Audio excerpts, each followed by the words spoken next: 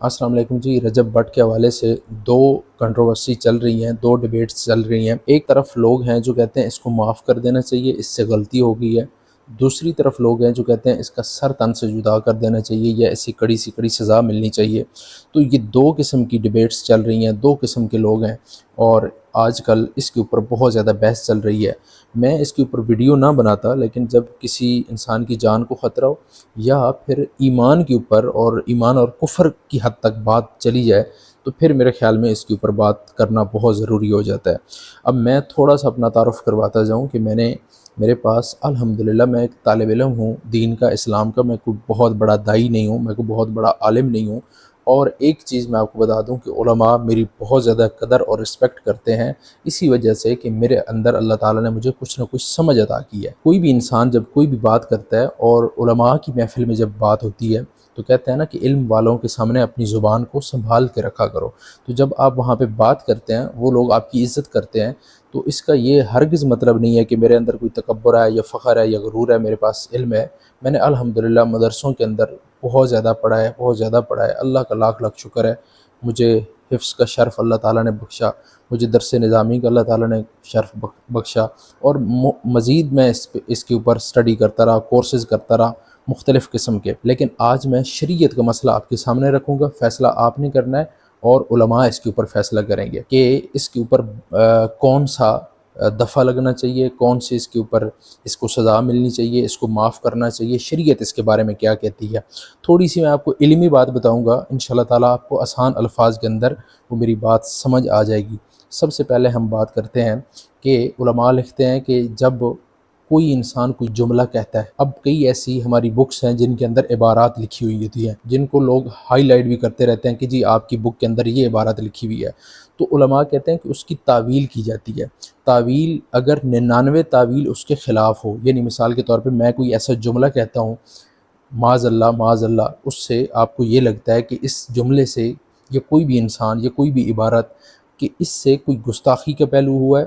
نکل رہا ہے، یا بے ادبی کا پہلو نکل رہا ہے، تو 99 تعویل اگر اس کی ہوں کہ اس جملے کے اوپر اس جملے سے گستاخی کا پہلو نظر آ رہا ہے، بے ادبی کا پہلو نظر آ رہا ہے، یا کوئی کسی قسم کی بھی بات ہو، تو 99 اس کے خلاف ہوں اور ایک اس کے حق میں ہو، تو ایک اس پہ غالب ہوگی، وہ 99 رد کر دی جائے گی۔ تو سب سے پہلی بات ہے کہ اگر رجب نے کوئی بھی بات کی، رجب بٹ نے، تو اس کی بھی تعویل علماء کریں گے۔ اب لاسٹ تک اس ویڈیو کو دیکھ لیجئے گا تاکہ آپ کی کوئی کسی قسم کی وہ ذہن کے اندر ٹینشن نہ رہے۔ اب دو قسم کے لوگ ہیں نا، ایک تو ہیں جو عشق کرتے ہیں نبی پاک صلی اللہ علیہ وآلہ وسلم سے، والہانہ محبت کرتے ہیں، وہ بھی یہ چاہتے ہیں کہ ہمیں پتہ چلے کہ دراصل حقیقت کیا ہے۔ تو اب اس ویڈیو کو آپ دیکھ لیں۔ دوسری بات یہ ہے کہ آقا کریم صلی اللہ علیہ وآلہ وسلم کے پاس ایک صحابی آتے ہیں، وہ کہتے ہیں یا رسول اللہ مجھ سے زنا ہو گیا، تو آقا کریم صلی اللہ علیہ وآلہ وسلم نے اپنا چہرہ تبدیل فرما لیا۔ اب جب چہرہ تبدیل فرمایا تو صحابی نے سامنے آ کے عرض کی یا رسول اللہ مجھ سے زنا ہو گیا، مجھے پاک فرمائیے۔ تو آقا کریم نے فرمایا نہیں آپ کو کوئی غلط فہمی ہوگی یا اس طرح کے جملے ہیں، اللہ تعالیٰ میری کمی پیشی معاف فرمائے۔ تو اس طرح کے آقا کریم صلی اللہ علیہ وسلم نے جملے فرمائے کہ آپ کو یار کوئی غلط فہمی ہوگی یا آپ کو کوئی سمجھ نہیں آ رہی ہوگی، آپ نے کوئی اور گناہ کر دیا ہوگا، کوئی جھوٹ بول دیا ہوگا۔ تو آقا کریم صلی اللہ علیہ وآلہ وسلم ٹالتے رہے اس بات کو۔ اب ایک میں قیامت تک آپ کو لے کے جاتا ہوں کہ قیامت کے منظر میں کیا ہوگا۔ قیامت میں ہوگا یہ، نبی پاک صلی اللہ علیہ وآلہ وسلم نے فرمایا کہ جب انسان اللہ تعالیٰ کے سامنے کھڑا ہوگا تو اللہ تعالیٰ اس سے پوچھیں گے کہ تم نے یہ گناہ کیا، تو انسان وہاں پہ جھوٹ بولے گا۔ جب جھوٹ بولے گا تو اللہ تعالیٰ اس کی زبان کو بند کر دیں گے۔ بند فرمانے کے بعد اللہ تعالیٰ جب اس کی زبان کو بند کریں گے تو اس کے بعد ہر چیز اس کی گواہی دے گی، اس کے ہاتھ گواہی دیں گے، اس نے جس جگہ کے اوپر گناہ کیا ہے وہ گواہی دے گی، اس کی ہر عضو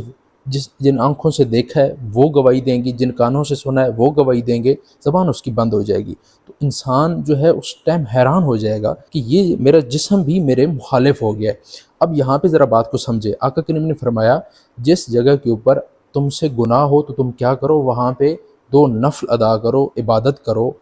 تو کیا ہوگا کہ اگر اللہ تعالیٰ کے سامنے ایک جگہ آ کے گواہی دیتی ہے کہ محمد جمیل نے یا اللہ یہ گناہ اس جگہ کے اوپر کیا ہے، تو اس جگہ کے اوپر جب یہ گواہی وہ جگہ دے گی تو ساتھ یہ گواہی دے گی وہی جگہ کہ اس جگہ کے اوپر اس نے یہ گناہ کیا اور یہ نیکی کی ہے، تو اس کی نیکی، اس کا جو اجر ہوگا، جو نیک کام کیا ہوگا وہ اس کے اوپر غالب ہوگا، اور اللہ تعالیٰ اس کی وہ دلیل یا وہ جو گواہی ہوگی وہ قبول فرمائیں گے۔ تو یہاں سے ہمیں کچھ چیزوں کا پتہ چلتا ہے کہ اگر کسی انسان سے کوئی گناہ سرزاد ہو جاتا ہے، کسی انسان سے گستاخی ہو جاتی ہے، تو اس کے اوپر تعویل کی جاتی ہے،